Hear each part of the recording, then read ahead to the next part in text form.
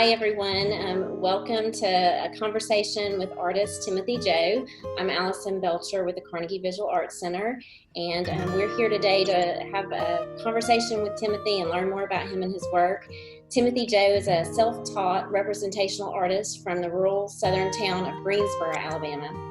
He participated in his first art festival in his mid-teens and since has completed many commissioned pieces. Timothy creates art based on themes associated with the Southern rural culture, loving God, family, and heritage. He has experience with many mediums over the years, including graphite, calligraphy, charcoal, gouache, acrylic, and oil paints and soft pastels. He enjoys using his gift to educate, uplift, and encourage his audience. Timothy currently has 5 oil paintings in the Carnegie Artway at the Huntsville International Airport in the exhibit Disappearing Landscapes with Stories Still to be Told. Timothy, thanks for taking the opportunity to visit with us today so that we can learn more about you and your artworks. Well, thank you, Allison. Thank you for having me. Well, tell us a little bit about you and your journey as an artist. Okay, well, it started back when I was 4 years old. While my older brother was going to kindergarten, I'll be at home with my mom. And she'll go to the grocery store, and this is back when they gave you the brown paper bags at the grocery store, and she wouldn't throw them away. We use them as trash bags. But she always let me draw, give me a box of crayons, and I'll just draw on them. And I just love doing that. And that's something that, like I said, I continue to do. When I was in the first grade, I had an assignment where I had to draw something. And I drew it. My first grade teacher said, "Wow, you're kind of an artist." And it's kind of stuck with me then about like artists, like that's somebody who just draws and paints all the time. So it was then when I figured out my love for art was at that young age of 4. And fast forward, several years when I was in the 8th grade, Saturdays at 2:30 in the afternoon, Bob Ross would come on APT. And we don't have one TV, but they knew at that time that was my show to watch. And we watched this guy, nice voice, paint a picture in under 30 minutes. And he said, always at the end of the show, like, you can do this too. Give it a try. And I took him up on it. And that Christmas, I asked my mom, she asked me what I wanted for Christmas. I told her I wanted a Bob Ross paint set. And she said, "Do you want anything else?" Like, "No, that's all I want is the Bob Ross paint set and a couple of canvases to paint on." And the rest was history after that. Fell in love with the oil paints, the smell of them, everything. I made a huge mess all the time when I paint, but my parents never gave me any flack about it because they knew I loved it. And it's one of those things where I really appreciate them nurturing that side of me. Like, even though it was messy and, it smelled bad because I didn't use Gamsol, I used paint thinner, so I smelled up the place. But they never gave me any hard time about it.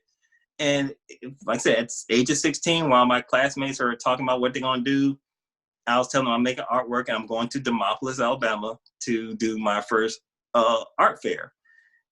Scared to death because I'm in there with people who've been doing art for 30 plus years. And here is this, this young guy standing in the midst of all these groups of people selling their art. So it was an amazing experience. That really is. And I know that your family continues to be extremely supportive, and y'all have a huge venture going right now. I mean, share with us about your family farm and the history there and the impact that all of that has had on you and your work. Okay.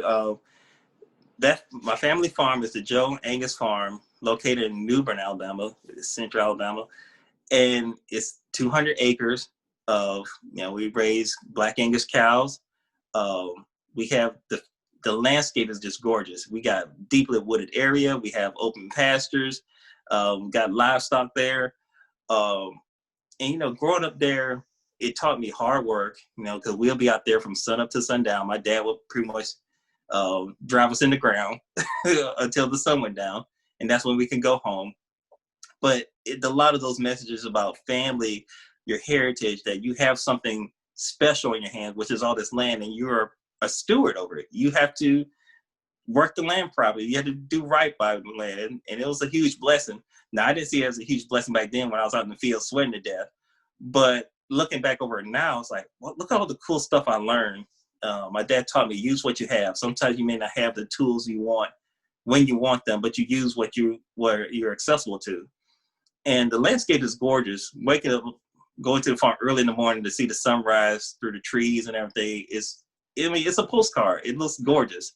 And the sunsets are just gorgeous there also.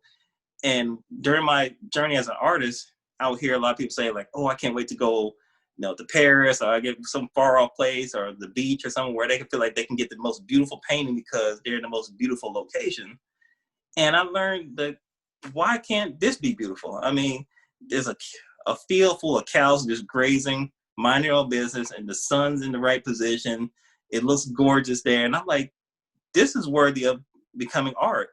I don't have to get a plane ticket to go find something beautiful. There's something right here in the backyard pretty much to do. And that's what led me on my crusade, to find those things that are just every day. You see it all the time. You may pass by without a second glance, and make something beautiful out of that to where it's like, it'll make you stop. And I love making people look back on my artwork and they'll say, wow, that really reminds me of my grandmother's house. That really reminds me of my dad.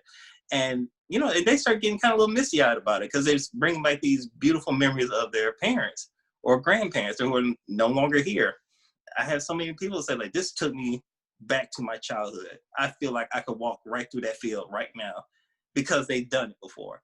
Once that hit me where it's like, my art can do that to people, I started to even paint even more. It's like, start working while I could, because I spent most of my life painting because I was just good at it, not because I had something to say. I didn't find my artistic voice until like maybe 7 years ago.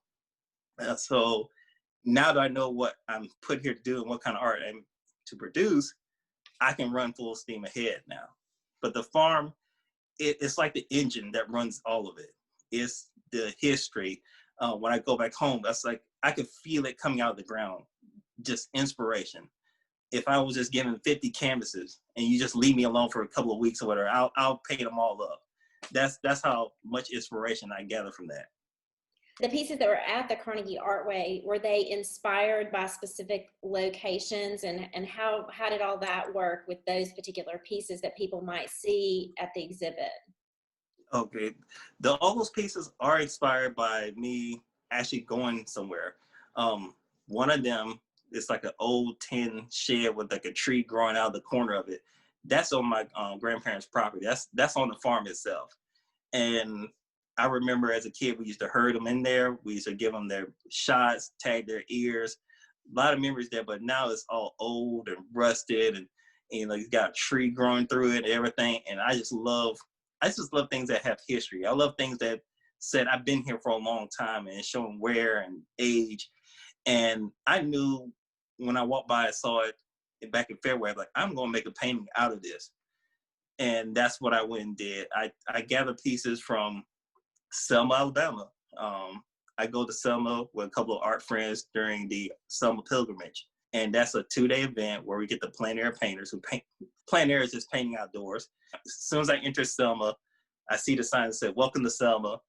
And off to the right near a lumber mill is this old white shotgun house. And I painted it on location a couple of times, but I knew I had to go back and do it again because every time the light changes, it's like it's a different painting I can make. Like when the sun is, 10 o'clock in the morning, whatever, this one painting. When it's in the evening time, around 4 or 5 o'clock, that's another painting. And some days it'd be overcast, and I'm like, it has its own unique character as the light hits it. So I gathered pieces from Selma, Alabama, New Bern from the farm. There's another building that's in Selma. It's the yellow, old, worn down warehouse. And that's behind Broad Street in Selma. And me and my friends, we go paint in different locations than everyone else, while all the other artists are painting the beautiful homes in front of the nice yards and gardens and stuff like that. Me and my friend, we picked the most run down, rusted over locations we can find. We found cool places behind the historical railroad museum, going through an alley. I mean, we picked these spots because they're not seen by many. You walk by it and you think, oh, that's ugly, or that's gross, or it's so worn down. And I'm like, that's beautiful. That's like seeing an old monument that has just been long forgotten. So I try to capture all those things. And I don't know when it might hit me. I can just drive down the road and just the light will hit me the right way, or the mood or the atmosphere may hit me a certain way, and I just know I have to paint it. So all those paintings that are in the airway at the airport, they came from actual locations. It's great for you to have that love of history. And like you said, I mean, there's such great patina and interest and stories behind everything. And it's a different story every time. So that's very, very cool to seek out the not expected things, I think. So tell us about, like, during this quarantine, this has been a crazy 6 months of time for an artist. And tell us how that's affected you and inspired you and impacted your work. Oh gosh, this year before the lockdown happened in March, I was scheduled to teach in Montgomery. I was scheduled to teach a workshop in Selma. I had bookings all the way up until August and even into the fall. I was supposed to go to down to Mobile for another event that's circling around birding. I create bird art. I have taught my own bird and nature art journaling class. And I mean, this year was going to be everything. And then, and then everything fell apart in March. And, it really, it knocked the wind out of my sails, because I'm like, I worked so hard all these years to get to the point where people are inviting me to shows, inviting me to teach, and all these things. And now, right before it's going to happen, somebody pulls the plug out the wall. And I talked to my younger brother about this, and he's like-minded like I am. We love our passion. We love what we do. And I was like, if I can't have it plan A, I'm going to come up with plan B to continue to make art, continue to share it. And during the quarantine, I taught my first class online, which is something I always didn't want to do, because I felt like it separated me from the student. I always want to be there in your presence. I want you to, to talk to me, ask me questions, point to what I'm doing. And that all gets taken away from me. But the opportunity came where I can teach online. So it really forced me to think outside the box. And since I wasn't doing all those shows, I stayed home and just painted. I have a good art friend that says, get that brush mileage up, get your mileage up. And the more I started doing these small paintings, these 6x6, 5x7s, just knocking one right out the other, just going and going, I started to learn things about myself in those sessions. Something that I couldn't learn if I did like a great big piece that takes 3 months to do. I can do these small ones, 30, 40, like within like 2 months time, whatever, and learn all these different techniques, find out what worked, what didn't work. And it really forced me to reevaluate why I paint the way I paint. Sometimes we can get such a hurry that we just go on autopilot, but when the brakes get slammed on, it really forced me to think, why do I use this color as much? Can I use a different shade of yellow instead of this one I've always been using? It forced me to rethink everything, and it's been kind of a blessing in disguise. It has been a rough year, but I really am the type that want to find opportunities when things go wrong. There's got to be something that can come out of this situation. I just have to look at it different. Right. Oh, and yes, I so appreciate that. And I mean, I think it's been, challenging for younger artists who were getting started, and students, everything has changed for them for school. And I think in a lot of cases, maybe art has gotten kind of pushed by the wayside. What would you say to younger artists, during this time? Like, what advice would you give to them? Because you've been there as a younger artist with a passion for your work. Yeah. And then, now, like you've said, trying to look at something positive. What would you say to them? Okay, and I have to start off by saying, when I was growing up, I didn't have a teacher. I didn't have a mentor that I can just ask these questions to. Back when I was younger and I was going to get taught and trained, the teacher tragically died in a car accident. And that did something to me even back then. And I always said to myself, when I get to the position where I can help somebody else the way I didn't get the help I wanted or needed, that was taken away from me, that I was going to be like, I guess like a movie where I'm just going to record my process, record my experiences. Because one day I want to play this back for the young artist who was like, I love to draw, I love to paint, I love to sculpt, I love to do all these things, but it's like, I don't know what I'm supposed to do with this gift. And going back to bios, like God put me here for a reason, and I know that. But he doesn't always put out in big, bright lights, glowing neon lights saying, this is it. You have to dig for it. To the young artists who may hear this, you may feel stuck, frustrated, upset that you have this beautiful thing, but you don't know how to use it. And it's really frustrating to have something And it's like having a map and you don't know where you're supposed to dig at. It's just a big wide map and you don't know where to start. You start by focusing on your craft. Focus on why you paint what you paint. And I know that might sound real easy to answer, but I spent 3 years writing my artist statement. And the artist statement is just that thing where you can hold up in front of somebody and they can read and they know why you paint the way you paint. It's one of the most difficult things I had to go through, but it's one of the most rewarding things because it caused me to really soul search, find out what do I like, what do I don't like, what makes me sad. And all those things play into making me the artist that I am now. The love for painting old things because I want to preserve history, painting birds because I love nature and want to share the beauty of nature. Those things came from me really searching on what I liked and what I didn't like. The young student may think, well, how am I make money doing this? Don't make money the issue or reason why you paint. I always trip up because I'm thinking, oh, if I just paint this, I can make this much money off of it. But when you do that, it's like your passion takes a back seat to that. And my work suffers because my focus is not correct. I have a really great art friend / critic, and she can look at any of my artworks and tell me which ones my heart was in and which ones didn't. It wasn't. And she'll tell me point blank, like, oh, Tim, what were you thinking? You know, I was like, I know. I was thinking about trying to make a few bucks, you know, and she's like, stop it. She like, and then she'll pick up one and say, this one has your heart in it. And she'll be able to say, I know you know this location because the way you painted it is like it screamed at me. You know more about this than you letting on.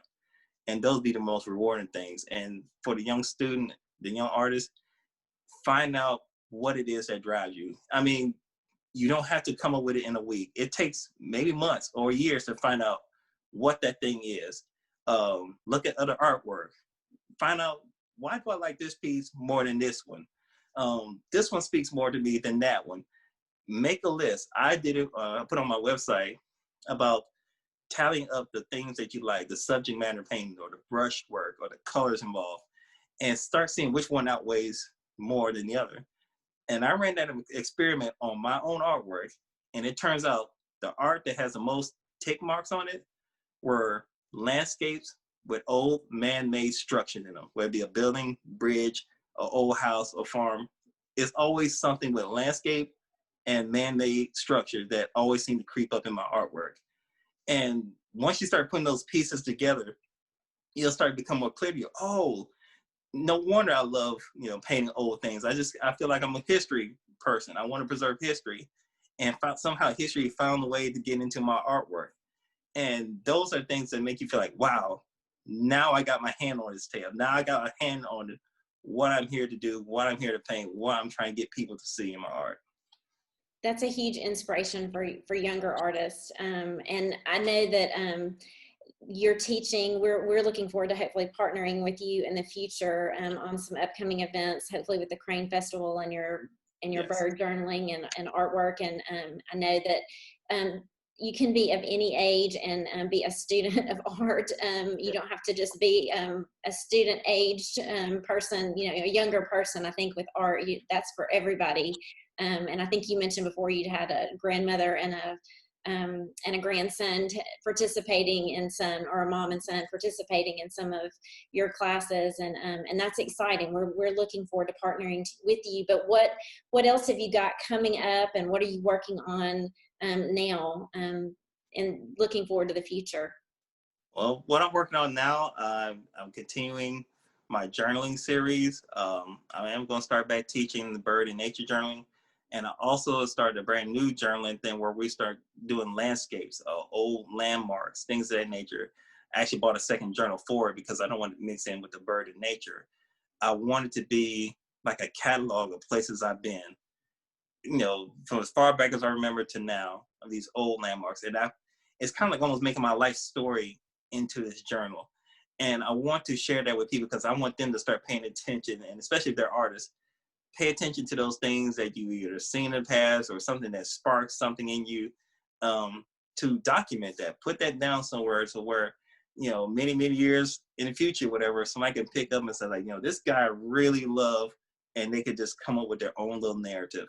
I'm always painting something new. I'm working on a large commission piece, soft pastels. I actually want to start teaching that on Zoom also. I'm always working on just the next thing.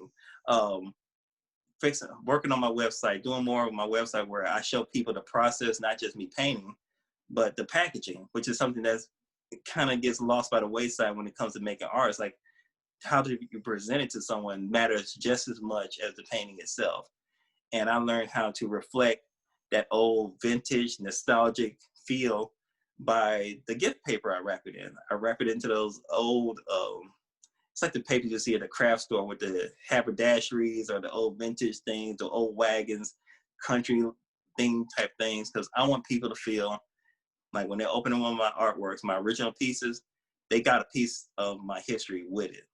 And my calligraphy background, writing beautiful calligraphy, I really believe in doing things by hand. I know we have computers to do everything for us, but to me, I guess I'm an old nature person. I'm about to turn 38 tomorrow, but I have that whole, it means more when I do it with my hands and hand it to you. I write it out in my nice handwriting. People say I have nice handwriting for a guy, whatever that means. And I take my wax seal. I actually pour wax on the thing, seal it up, and I get a kick out of it because people will say, your artwork's beautiful, but how do I open it? I was like, we gotta break the seal, they tear it open. And they're like, I don't want to, it looks too pretty. So it's real funny to see that, but I'm doing giveaways, every once in a while I'll come out with a giveaway where I'm just giving away a piece of art. Just follow me on my social media, follow me on my website and my YouTube channel. Working on doing like videos of just a walkthrough of me, how I prime the canvas, how do I sketch out when I'm on the paint, what colors are on my palette. I'm working on one of a shotgun house that's in Selma. It's this old rundown blue shotgun house that I keep passing by. I keep drooling over every time I see it. And, it gets hard sometimes because when I'm driving, I'm trying to take pictures of it while I'm driving. I shouldn't do that. So I had to pull over and just take some nice shots and get back in the car before I cause a disturbance. And I'm going to do a video of the whole process, me painting it from start to finish. And I'm really excited about that because I want to document as much as my history, because I know that the paintings that I made, it may not be popular to everyone, but it's all about being true to what the gift I've been given. And if my passion is drawn and painting old buildings, old man-made structures, old still lifes, things of that nature, that's what I need to stay true to. And it'll resonate with the right people. That's the thing about it. It's like, I don't have to you don't want to force art. You just want to present it. And it speaks to whoever it's for. And so that's been my whole focus, is to create more pieces of art. The vintage, the antique themes, I'm gonna be doing more of those, like antique typewriters, chairs, things of that nature, because I wanted to have like a whole exhibit almost where it could be like the antique roadshow on a wall type of thing. Right. So that's what I really want to do. Well, that'll be exciting to see, and I can't wait to see more of that Selma shotgun house. I'm gonna have to go back now and look through and see. You said you painted at so many places, and you said your social media, your YouTube channel, because I know you're on Facebook, Instagram, YouTube channel, and then you have a website as well. And so that's the best way for people to keep up with you and see what's coming up in the near future. Yes, my website and Instagram is probably the better of the two. I have my Facebook, but it's the Instagram. Like, you'll see like pictures of me sketching something out, or the finished piece, or little clips of me actually creating artwork. I'm more apt to put it on Instagram and then put the finished piece on my website. And I also have an Etsy store on top of that. Oh, okay. And my Etsy store more focused on like the smaller pieces that I may do that I know that, well, that could go quickly. I'll put on Etsy. Instagram's been great, I think, for that, for artists to even be able to communicate, across the world, really. I mean, you can see people and what they're doing, without having to be in the same town, or, and Facebook is just a little bit more instant than all the other stuff. So that's good to know. And I also want to say that we have a virtual tour of the exhibit at the Carnegie Artway at the Huntsville International Airport on our website, carnegiearts.org. So there is a virtual tour of that you can see Timothy's work as well. So that exhibit will be up until April. I feel like I've lost my sense of time in all of this. Yeah, it all runs together now. September 13th, that week, it will be up until then. And so we're looking forward to having a little bit more time to see it. And I hope if you haven't seen it that you'll get on. And the virtual tour will be available on our website even after the exhibit itself comes down. So that's still available. And I've so enjoyed talking with you today about all of this. And it's so great to meet you and to hear a story behind all of this, because I didn't know you before. And it turns out we have a personal passion for birding and art and history and just preserving, like you said, the historical places, and also encouraging younger artists to continue with their passion and not be discouraged by the times or just other things in life that kind of seem to get in the way. So thank you again for taking the time to talk with us, and I really look forward to getting to hear and work with you more in the future. All right, sounds great. Thank you so much for having me. I enjoyed this.